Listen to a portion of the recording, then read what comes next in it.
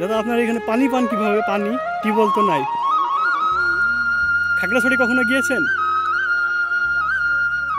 গিয়েছেন? যত দূর চোখ যায় শুধু পাহাড় দেখতে পাই। পাহাড়ের মাছ দিয়ে বয়ে গেছে আঁকাবাঁকা রাস্তা। খাগড়াছড়ি, বান্দরবন, রাঙামাটি এই 3 জেলা নিয়ে এই রাস্তাটি নির্মিত হয়েছে। এই রাস্তাটি খুব একটা বেশি দিন হয়নি নির্মাণ করা, 22, 23, 24 অর্থ বছরই কিন্তু এই রাস্তাটি নির্মিত হয়েছে। তো বন্ধুগণ, আজকে আমি এই ভিডিওটির মাধ্যমে শুধু রাস্তায় দেখাবো না, এই অঞ্চলের মানুষের বসবাস কেমন, তাদের জীবনযাত্রার মান কতটা উন্নত, সেটা আজকে এই ভিডিওটির মাধ্যমে দেখানোর চেষ্টা করব। আরেকটি কথা বলে রাখি, এখন আমি যেখানে আছি এখানে কিন্তু বাঙালি প্রবেশ করা একেবারেই নিষেধ।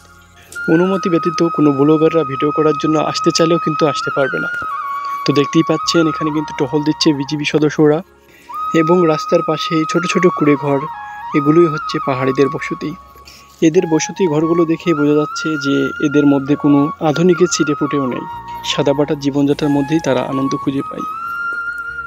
এই যে দাদাদের বাসা। দাদা, এটা কি আপনাদের স্থায়ী ঘর বাড়ি, না আপনাদের জুম চাষের জন্য এসেছেন শুধু? এটাই কি আপনাদের স্থায়ী? দাদাদের এটা হলো বাড়ি।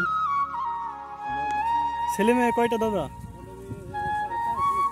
4টা ছেলে। ও যাক, ভালোই। দাদারা অনেক কষ্ট করে এই পাহাড়ি অঞ্চলে। দাদা থাকেন? হ্যাঁ,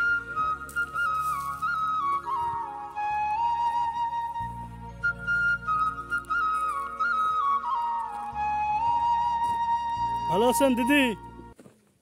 এটা হলো দিদি দোকান নাকি দিদি? এটা বাসা। পাহাড়ি অঞ্চলে কয়েকদিন সার্ভে করার পরে যেটা দেখলাম, তাদের জীবনযাত্রার মানটা অনেক কষ্টের। তারা অনেক কষ্ট করে। এখানে যদি 1 গ্লাস পানিও খেতে হয় তাহলে কিন্তু নিচে চূড়া থেকে তারা কিন্তু পানি সংগ্রহ করে নিয়ে উপরে আসে। পাহাড়িদের সবথেকে কষ্টের জায়গা হচ্ছে পানি সংগ্রহ করা। যদি এখানে পর্যাপ্ত পরিমাণ পানি তারা পেত, তাদের জীবনযাত্রার মানটা আরও উন্নত হতো। তারপরেও পাহাড়ের ভিতরে এত উন্নত মানের রাস্তা হওয়ায় তাদের জীবনযাত্রার মানটা অনেকাংশেই পরিবর্তন এসেছে। পাহাড়ে প্রাকৃতিক ফসল ফলাদি বিক্রি করার জন্য তারা এখন শহরে যেতে পারে।